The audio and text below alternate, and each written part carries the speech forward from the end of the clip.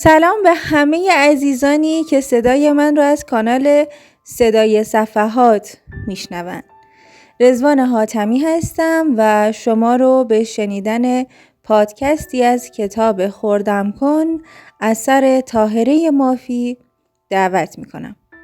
قبل از اینکه قسمت جدید رو شروع کنم ازتون میخوام اگه تا حالا کانال رو سابسکرایب نکردین سابسکرایب کنین و زنگوله رو روی آل بذارین تا بقیه قسمت های این کتاب و کتاب های دیگه بهتون هشدار داده بشه.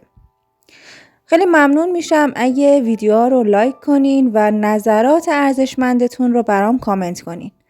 اگه هم کتابی مد نظرتون هست خوشحال میشم که داخل کامنت ها برام بنویسین.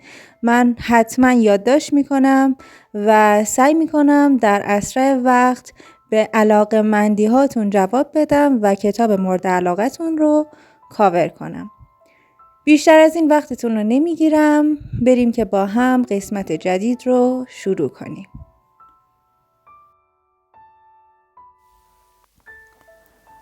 آدم پاسخی نمیدهد تا وقتی که از جاده خارج شود و داخل یک گاراژ قدیمی زیرزمینی برود، یک کلمه حرف نمیزند.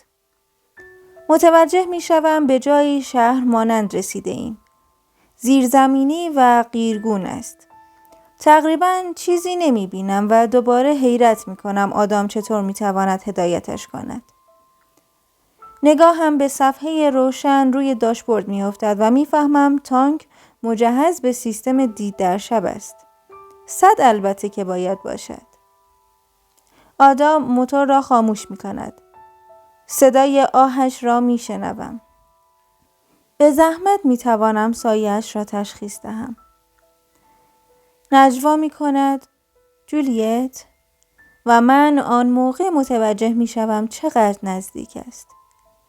نمیدانم چرا بخار نشدم، نیست نشدم، نمیدانم. میگوید همیشه من و تو بودیم که جلوی دنیا وایسادیم. همیشه اینطوری بوده. تقصیر منه که اینقدر لفتش دادم تا کاری بکنم. نه، سرم را تکان می دهم. تقصیر تو نیست. هست. مدتها قبل عاشقت شدم. فقط هیچ وقت دل و جرأتش رو نداشتم حرکتی بکنم. خب چون من میتونستم بکشمت. آرام میخندد. چون فکر میکردم لیاقتت رو ندارم. تمام وجودم بهت زدگیست. چی؟ طره‌ای از موهایم را دور انگشتانش میپیچد و من نمیتوانم نفس بکشم. نجوا میکند تو خیلی خوبی. اما دستهام تا حالا به کسی صدمه‌ای نزدند. میخواهم اعتراض کنم که حرفش را اصلاح میکند. نه از روی عمد. به عقب تکیه میدهد. به زحمت میتوانم ببینم که دستی به گردنش میکشد.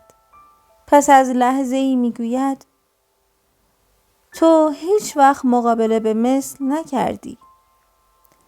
میگوید همیشه در تعجب بودم چرا.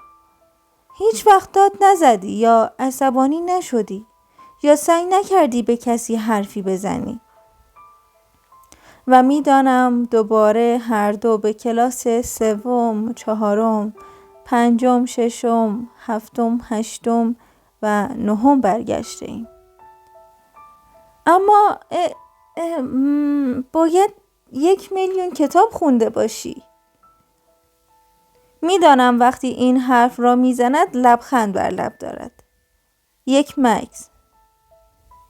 تو هیچ کس را اذیت نکردی. اما خودت هر روز هدف متحرک آزار و اذیت بودی. میتونستی مقابله به مثل کنی. اگر میخواستی میتونستی دخل همه رو بیاری.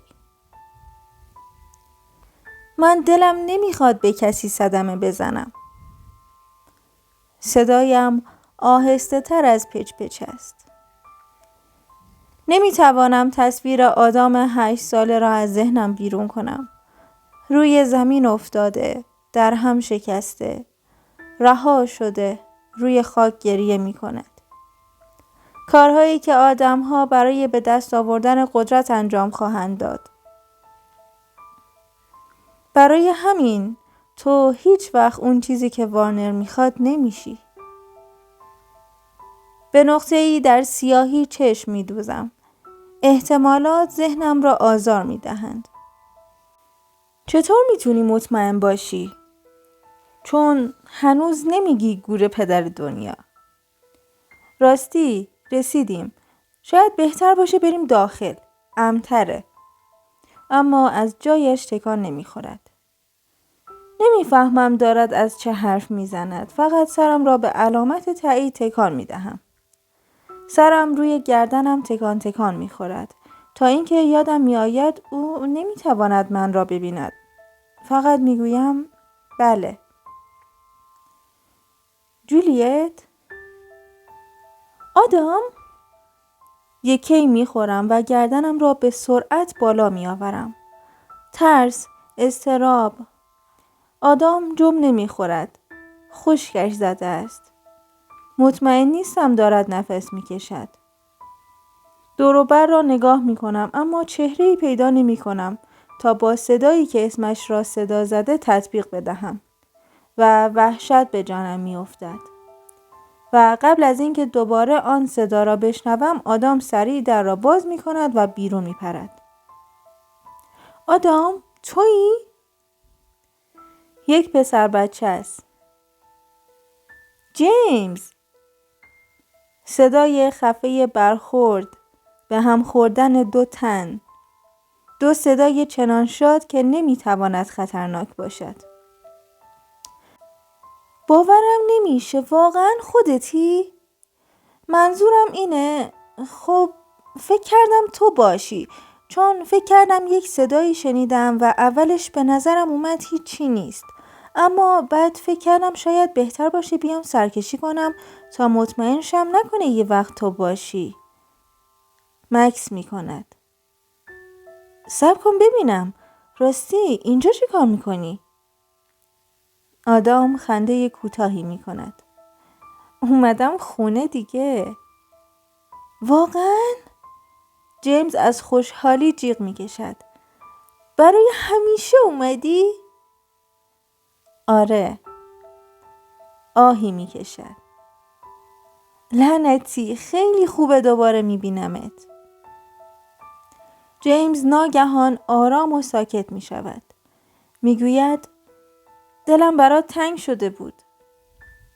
یک نفس عمیق. من هم همینطور بچه جون.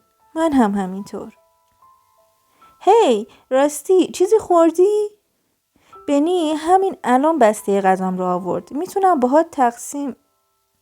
جیمز مکسی میکند. هان یک نفر هست که میخوام ببینیش. کف دستهایم عرق کرده. قلبم توی دهانم آمده. صدای پای آدم را میشنوم که برمیگردد سمت تانک و متوجه نمیشوم سرش را داخل آورده تا اینکه دکمه ای را میزند. یک چراغ اضطراری کم نور فضای اتاقک را روشن میکند. چند بار پلک میزنم و پسر بچه ای را میبینم که حدود 1.5 متر آن طرفتر ایستاده. موهای بور تیره، صورتی گرد با چشمهای آبی خیلی آشنا را قاب گرفته است. لبهایش را با حالتی حاکی از تمرکز به هم فشرده است. به من خیره شده است.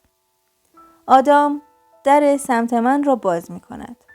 کمکم می کند سر پا شوم. به زحمت می تواند جلوی لبخندی را که بر چهرهش نقش بسته بگیرد و من از میزان اضطرابم حیرت زدم. نمیدانم چرا اینقدر مضطربم اما خدایا مضطربم. مشخص است که این پسر برای آدم مهم است. نمیدانم چرا، اما احساس میکنم این لحظه نیز مهم است. خیلی نگرانم که گند بزنم به همه چیز. سعی میکنم تکه پاره های پیراهنم را درست کنم. چروک هایی را که روی پارچه اتو شده صاف کنم. انگشت هایم را هلهلکی لای موهایم میکشم. فایده ای ندارد. بچه بیچاره خشکش زده است. آدام من را جلو میبرد. جیمز چند سانتی متری از من کوتاه‌تر است. اما از صورتش مشخص است که کم سن و سال است.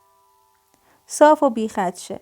هنوز دست ناملایمات دنیا بر چهرهش کشیده نشده است.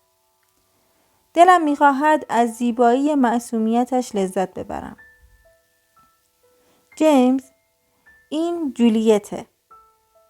آدام به من نگاهی می‌اندازد. جولیت، این برادرمه. جیمز.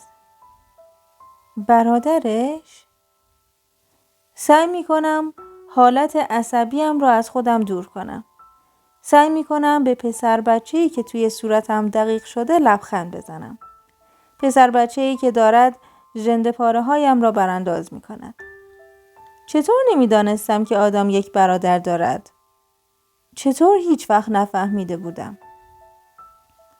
جیمز رو به آدم می‌کند. جولیت اینه؟ مثل یک تنه‌لش مزخرف همانجا ایستادم.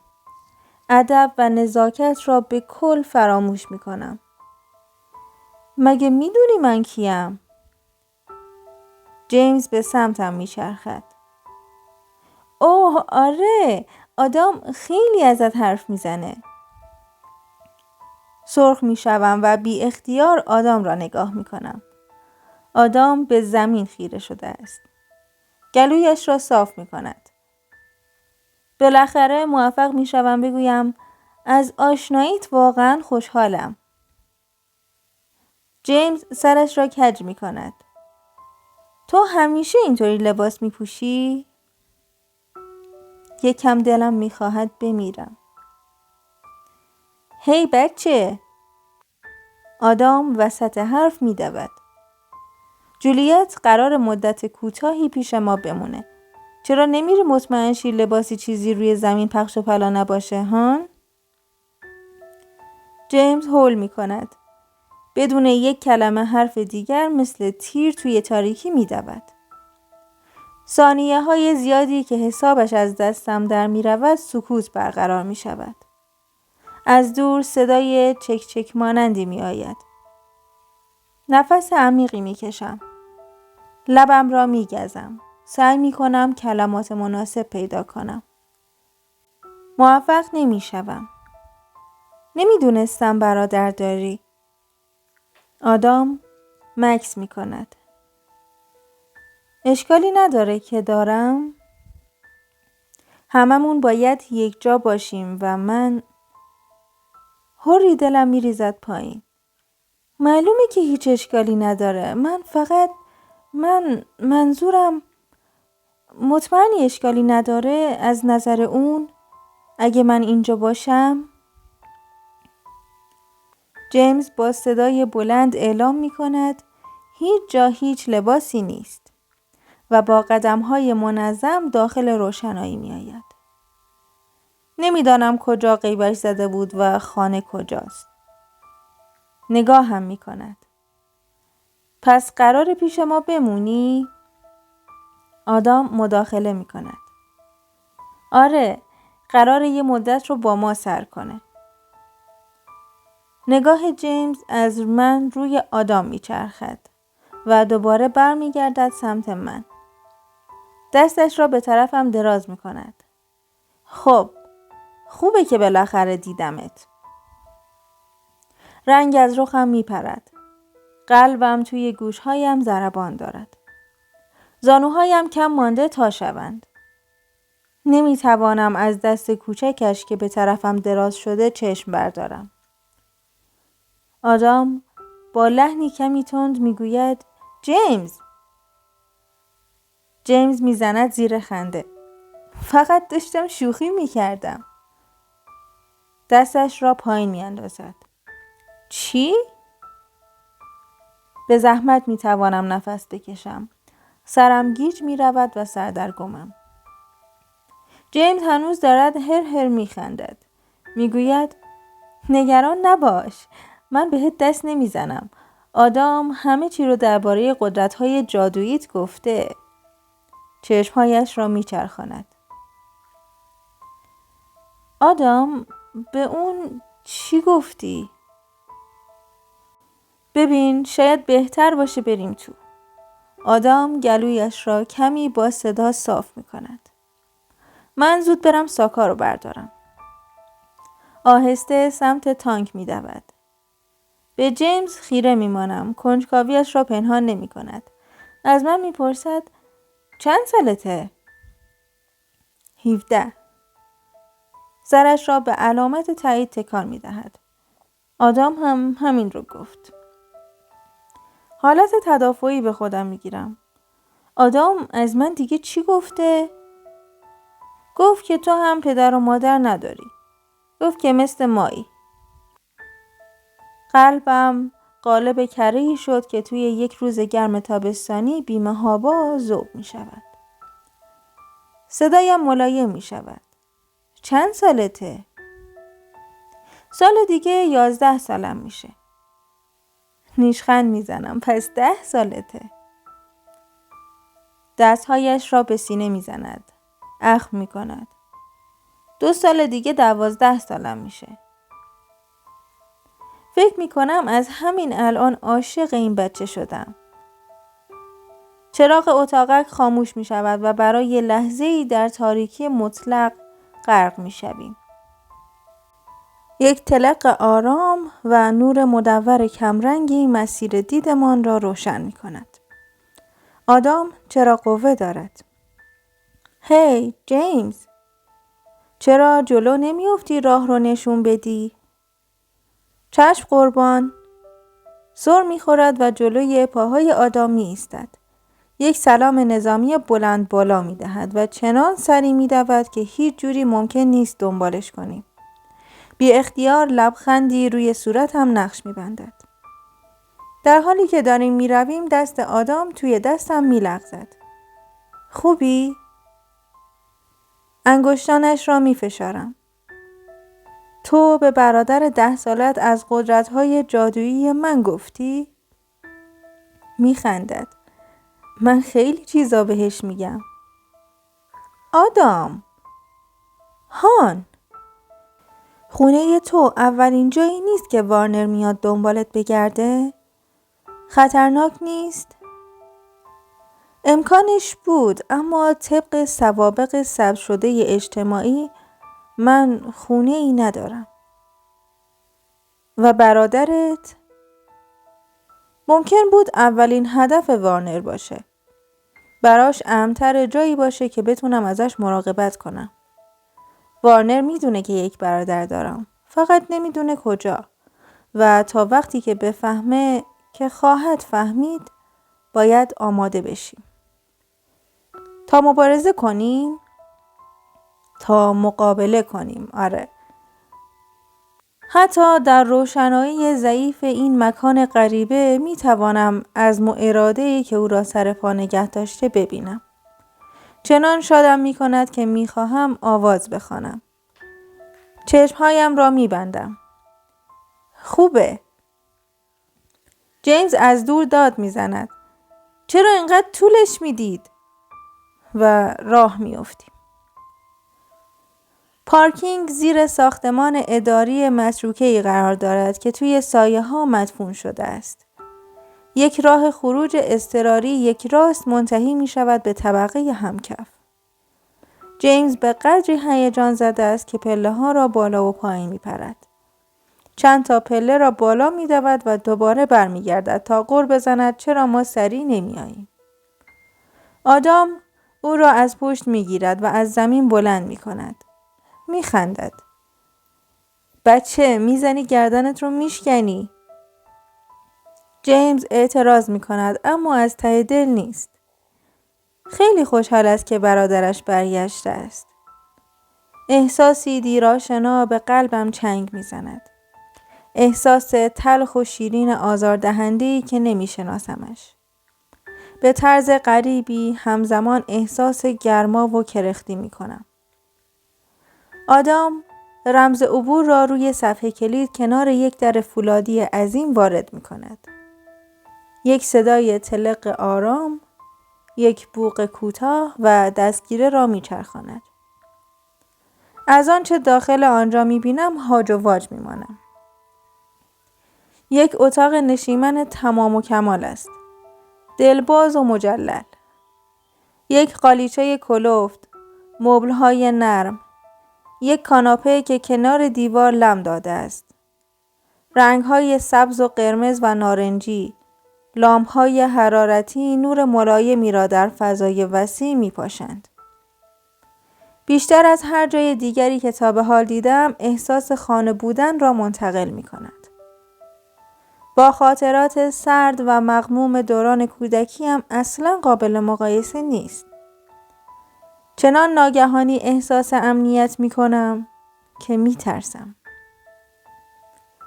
خوشت میاد؟ آدام دارد نیشخند می‌زند. بی تردید حالت چهره‌ام برایش جالب و سرگرم کننده است. سعی می‌کنم فکم را که روی زمین افتاده جمع کنم. می‌گویم دوستش دارم. مطمئن نیستم بلند گفتم یا توی دلم. جیمز با غرور می‌گوید آدام درستش کرد. بادی که به قبقب می‌اندازد کمی زیادی است. برای من درست کرد. آدام آرام می‌خندد و می‌گوید من درستش نکردم. فقط کمی تمیز و مرتبش کردم. از جیمز می‌پرسم اینجا تنها زندگی می‌کنی؟ دستهایش را توی جیبش می‌چپاند و سرش را به علامت تایید تکان می‌دهد. بنی زیاد میاد پیشم میمونه اما بیشتر وقتها اینجا تنهام. اما شانس آوردم. آدام ساگ‌هایمان را روی مبل می‌اندازد. دستی لای موهایش می‌کشد و من تماشا می‌کنم. عضلات پشتش پیچ و تاب می‌خورند. منقبض و به هم فشرده می‌شوند. تماشا می‌کنم که با بازدمی تنش را از وجودش بیرون می‌دمد. می‌دانم چرا، اما در هر صورت می‌پرسم چرا شانس آوردی؟ چون کسی رو دارم که بهم سر میزنه. هیچ کدوم از بچه‌های دیگه کسی رو ندارن که بهشون سر بزنه. بچه‌های دیگه‌ای هم اینجا هستند؟ امیدوارم ظاهرم نشان ندهد که چقدر وحشت کردم.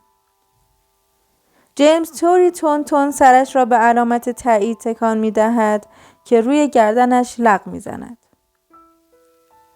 آره، کل این خیابون.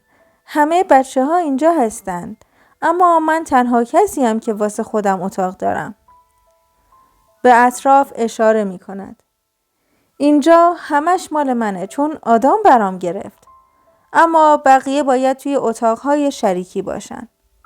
مدرسه هم داریم. یه جورایی مدرسه است. بنی بسته های غذام رو برام میاره.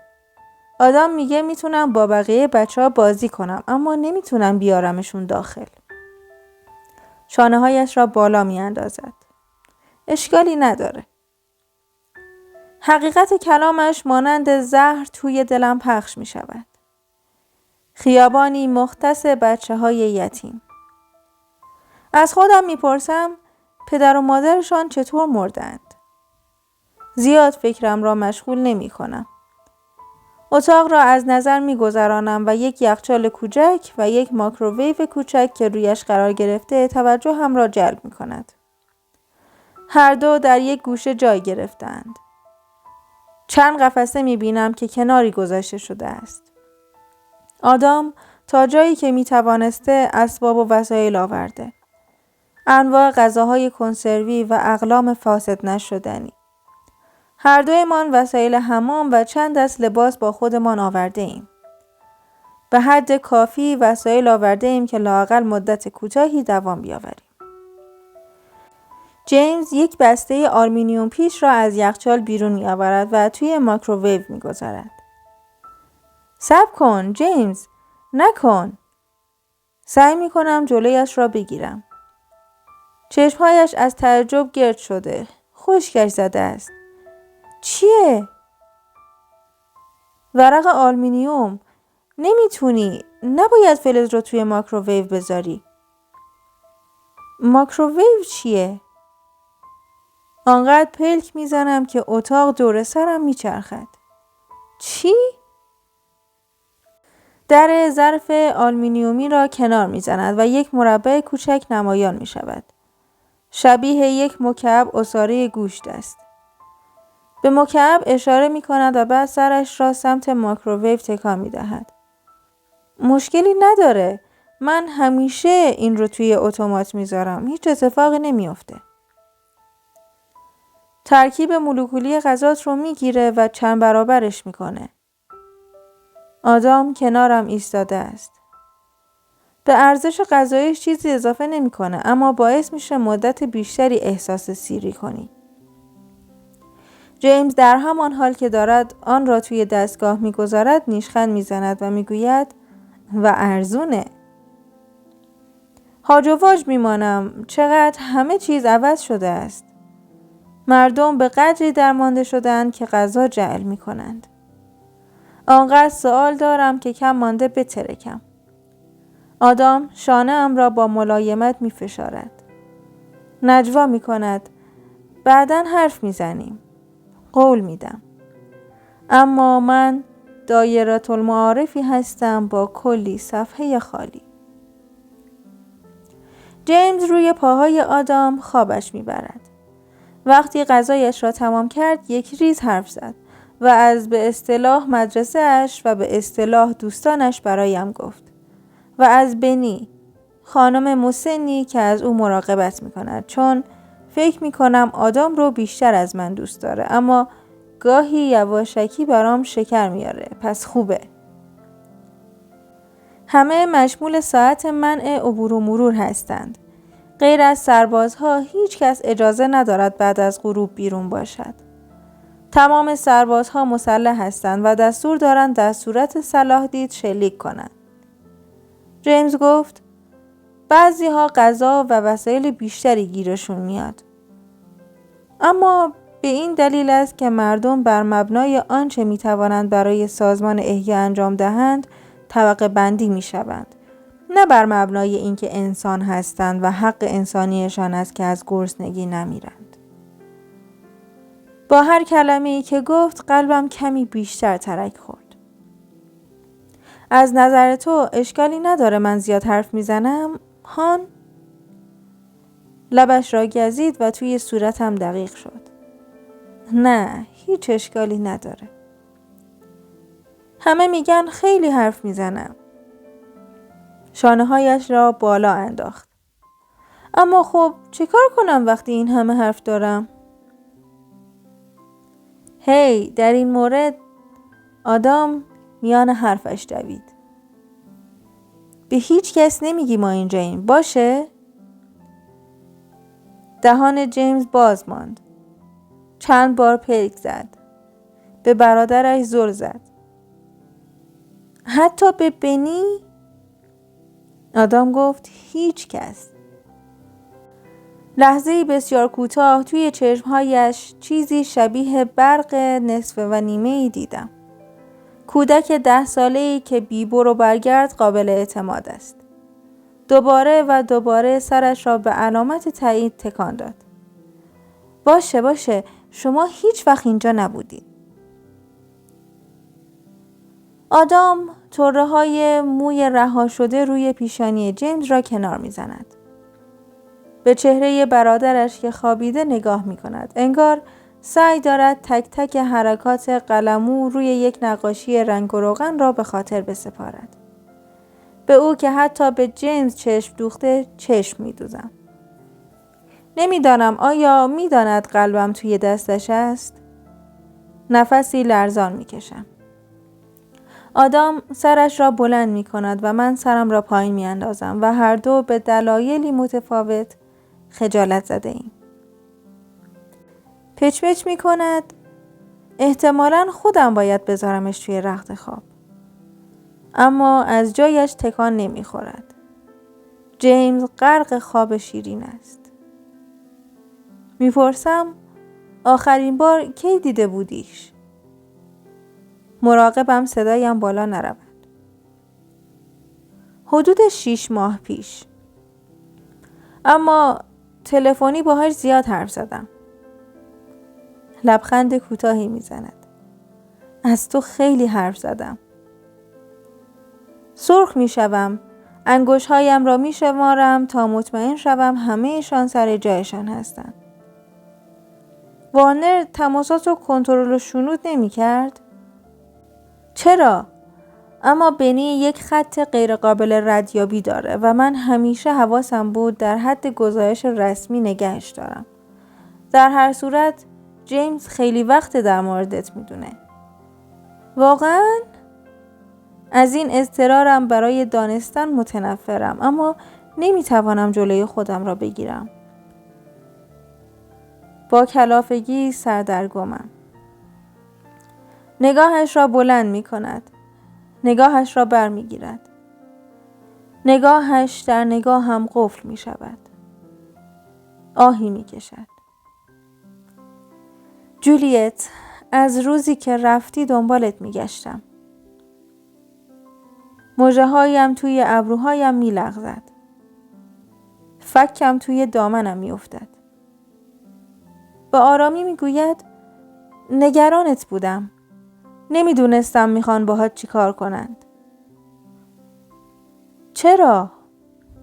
نفسم بند می آید. آب دهانم را قورت می دهم. به تته پته می افتم. چرا باید اهمیت می دادی؟ به پشتی کاناپه تکیه می دهد. دستی به صورتش می کشد. فصلها عوض می شوند.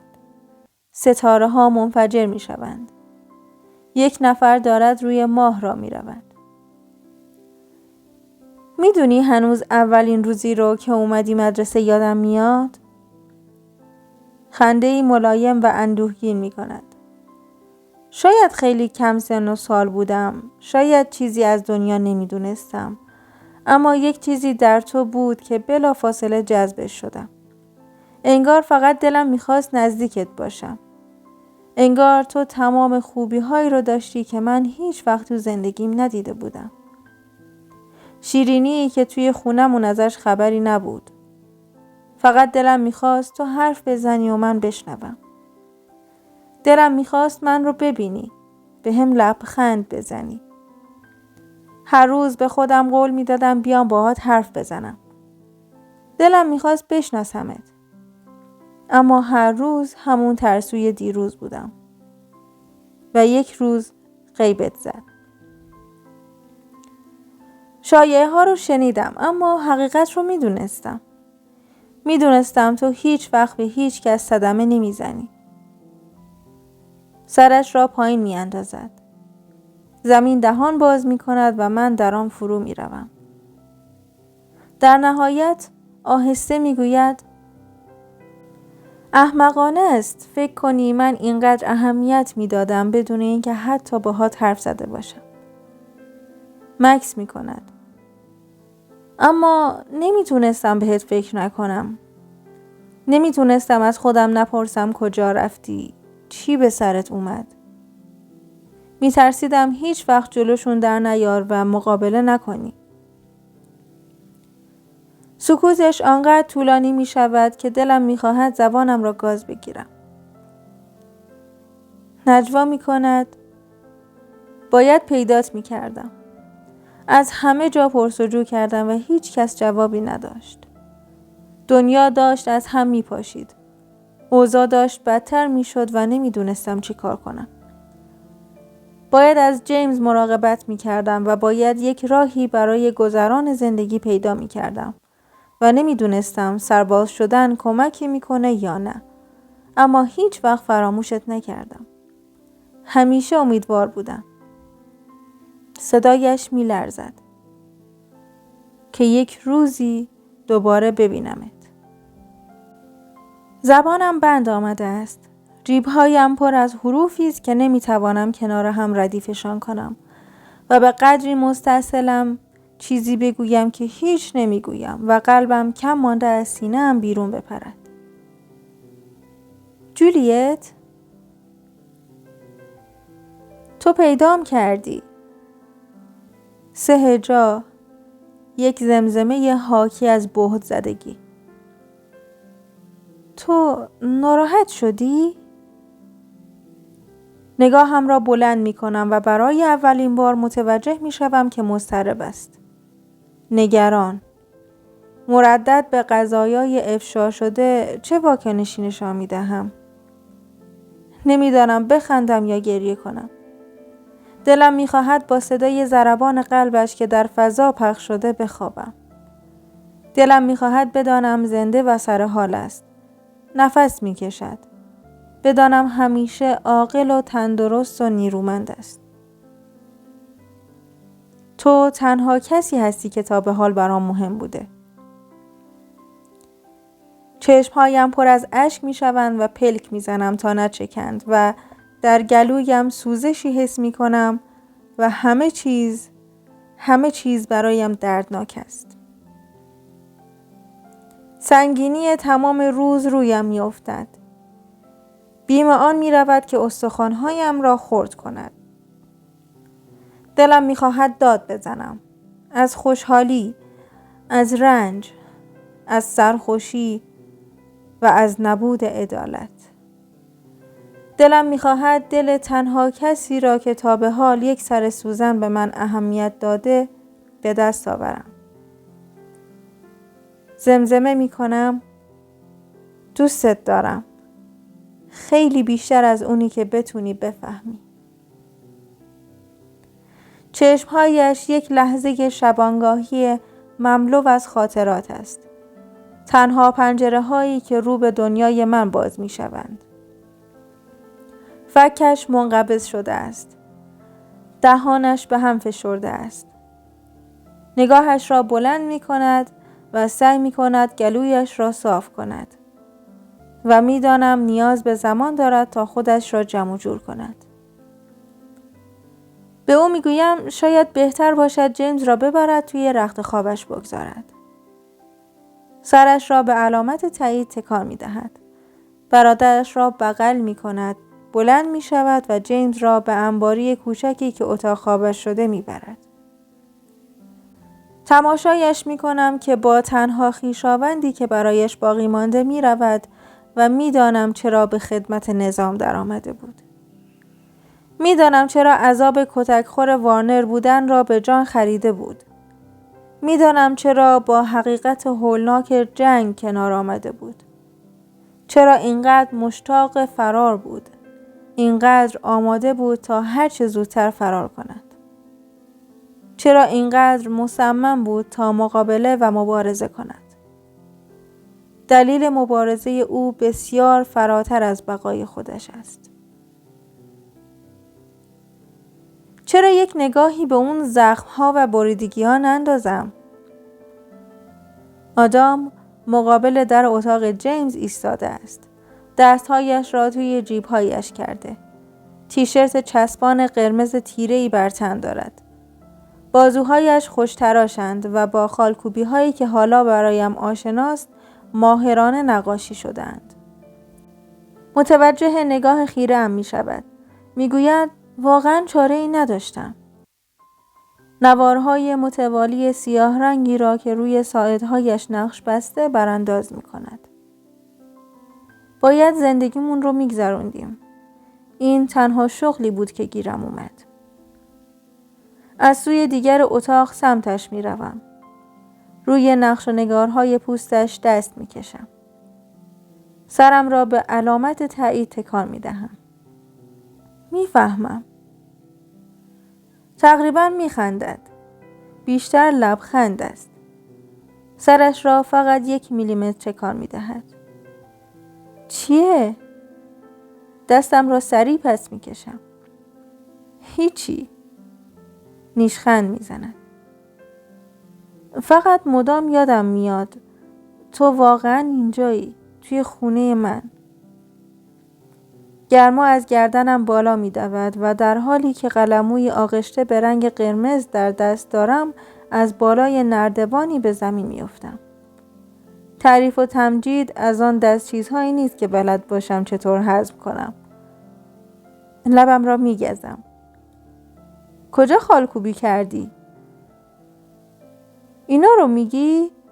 دوباره به بازوهایش نگاه می کند. نه. به تیشرتش اشاره می کنم. به سینه‌اش. به پرنده. این رو کجا خالکوبی کردی؟ نگاه هم می کند اما ناگهان حواسم پرت زیباییش می شود. شلوار 6 جیبی که از کمرش آویزان است. متوجه می شوم که باید کمربندش را درآورده باشد. نگاهم را بالا می آورم. نفس کوتاهی می کشد. می گوید نمیدونم، من فقط مدام خواب این پرنده سفید رو می دیدم. پرنده ها قبلا پرواز می کردن. خودت که می دونی. تو قبلا خوابش رو می دیدی؟ آره، مدام. لبخند کوتاهی می زند. نفس کوتاهی بیرون می دهد. به خاطر می آورد. خوب بود. حس خوبی داشت. حس امید. دلم میخواست اون خاطره رو با خودم داشته باشم چون مطمئن نبودم ادامه پیدا کنه. پس همیشگیش کردم. منم همیشه خواب همین پرنده رو میدیدم. همین پرنده؟ ابروهایش از حیرت میتواند سر به آسمان بساید. سرم را به علامت تایید تکان میدهم. درست همین پرنده. چیزی شبیه درکی ناگهانی کم کم رخ می نماید. تا روزی که سر و کله تو توی سلولم پیدا شد. از اون موقع به بعد دیگه خوابش رو ندیدم. زیر چشمی نگاهش می کنم. داری شوخی می کنی. اما می داند که نمی کنم. بی معطلی مرا نزدیکتر می کشد. چانه اش را روی سرم می گذارد و همانطور می ایستیم تا آنقدر پیر می شوم که دیگر دنیایی خالی از گرمای وجودش را به خاطر نمی آورم.